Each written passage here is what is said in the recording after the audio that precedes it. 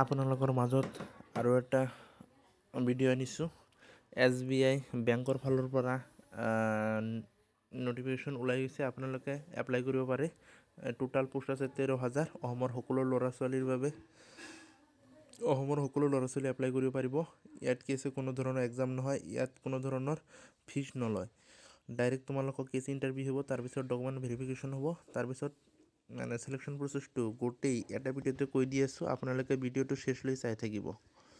হ'ব, আৰু এটা নতুন ভিডিঅ' নিছে আপোনালোকৰ মাজত, নতুন আপডেট হয়। ইয়াত কি আছে, SBI ৰিক্ৰুইটমেণ্ট হয়। SBI ফালৰ পৰা বেংকৰ সেইটো ৰিক্ৰুইটমেণ্ট হয়, মানে বেংকৰ সেইটো ভেকেঞ্চি হয়।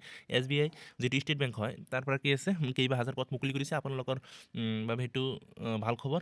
আৰু এটা কথা, ইয়াত কেনেকৈ এপ্লাই কৰিব লাগিব, মানে ইলিজিবল ক্ৰাইটেৰিয়া গোটেইখিনি এটা ভিডিঅ'তে মই কৈ দিম। আপোনালোকৰ যদি আৰু যিটো এজ লিমিট, মানে আপোনালোকে বয়স কিমান থাকিলে কিমানলৈকে আপোনালোকে এপ্লাই কৰিব পাৰিব, গোটেইখিনি এটা ভিডিঅ'তে কৈ দিম। আপোনালোকে ভিডিঅ'টো শেষলৈ চাই থাকিব, আৰু প্ৰচেছটো গোটেইখিনি মই কৈ দিম, আপোনালোকে গোটেইখিনি ভিডিঅ' চাই থাকক। হ'ব, SBI ৰিক্ৰুইটমেণ্ট ইম্পৰ্টেণ্ট ইনফো ইয়াত দিয়া আছে। মই গোটেইখিনি প্ৰচেছটো দেখাই আছোঁ, আপোনালোকে চাই থাকিব। ইয়াত state bank of India recruitment organisation নেমটো কি আছিল, ষ্টেট বেংক অফ ইণ্ডিয়া। ইয়াত কি আছিল কোৱেশ্যন, মানে আপোনালোকে যদি 10 পাছ কৰিছে, 12 পাছ কৰিছে, আপোনালোকে যদি মেট্ৰিক পাছ কৰিছে, হায়াৰ ছেকেণ্ডেৰী পাছ কৰিছে আৰু গ্ৰেজুৱেট পাছ কৰিছে, তেনেহ'লে এপ্লাই কৰিব পাৰিব।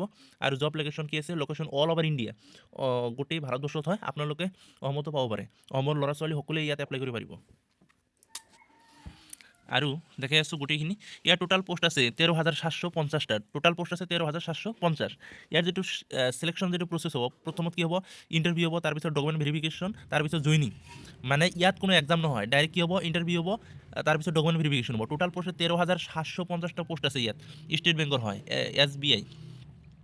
আৰু ইয়াত এপ্লিকেশ্যন মোডটো হৈছে অনলাইন মোড। ইয়াত 100% ফ্ৰী বুলি ইয়াত লিখা আছে। আপোনালোকে কি আছে, ইয়াত কোনো ধৰণৰ ফিজ নালাগে, আপোনালোকে অনলাইনত এপ্লাই কৰিব পাৰে, কিন্তু ইয়াত কোনো ফিজ নালাগে, ইয়াত কোনো এক্সাম নাই, ফিজ নাই, আপোনালোকৰ বাবে ভাল সুযোগ হয়। এপ্লিকেশ্যন যিটো ফিজ ন' ফিজ, ইয়াত ফিজ নালাগে। Who can apply, candidate from all over India can apply. কি আছে, ভাৰতৰ সকলো ল'ৰা ছোৱালী এপ্লাই কৰিব পাৰে, আৰু অসমৰ সকলো ল'ৰা ছোৱালী সেইটো এপ্লাই কৰিব পাৰে।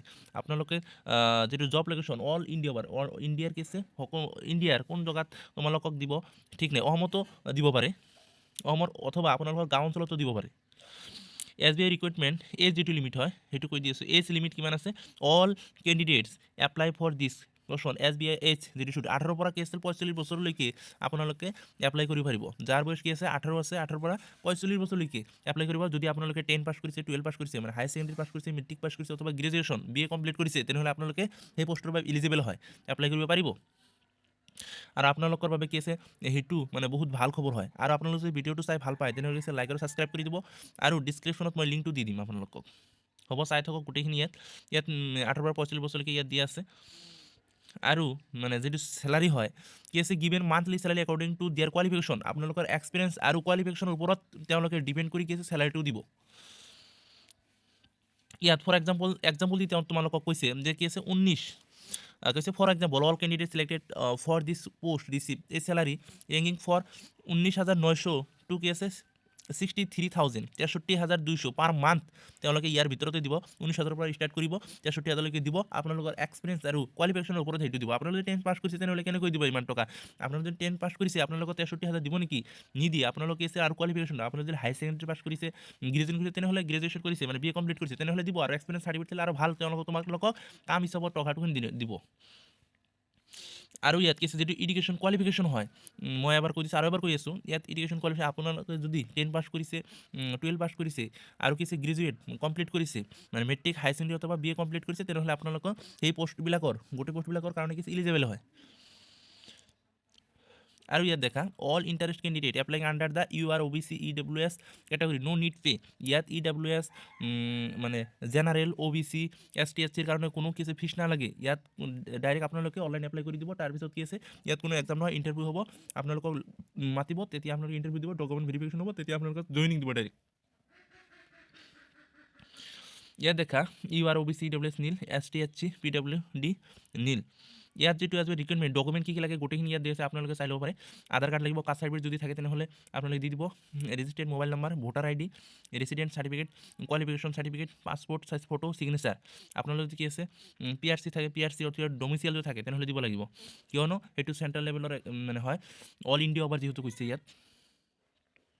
আৰু বায়'ডাটা এটা লাগিব, বায়'ডাটা আপোনালোকে বনাই দিব লাগিব।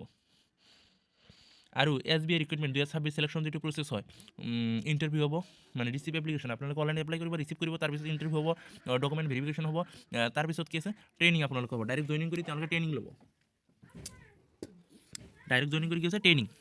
তাৰপিছত দেখা SBI recruitment 2026 how to apply, কেনেকৈ অনলাইন এপ্লাই কৰিব ইয়াত দিয়া আছে গোটেই। To apply online first you need to visit the official website of State bank of India, official website তেওঁলোকৰ আছে, তাৰ পৰা আপোনালোকে এপ্লাই কৰিব পাৰিব, আৰু লিংকটো মই ডিছক্ৰিপশ্যনত দি দিম, আপোনালোকে তাৰ পৰা এপ্লাই কৰি ল'ব পাৰিব। ইয়াত after complete the register process will be receive unique ID and password, year register mobile number আপোনালোকৰ লগত মানে সেইটো ৰাখিব। ইয়াত গোটেইখিনি প্ৰচেছটো দিয়া আছে, আপোনালোকে চাব পাৰে। আৰু এটা কথা আপোনালোকে আছে ইন দিছ ৱে দে কেছে SBI vacancy successful completely, SBI ৰিক্ৰুইটমেণ্টৰ যিটো লিংক হয় আপোনালোকক দি দিম, আপোনালোকে ইয়াৰ পৰা এপ্লিকেশ্যন লিংক আছে, আপোনালোকে তাৰ পৰা এপ্লাই কৰিব পাৰিব। হ'ব, আপোনালোকে ভিডিঅ'টো চাই ভাল পায় তেনেহ'লে ছাবস্ক্ৰাইব কৰি ল'ব আৰু লাইক কৰি ল'ব।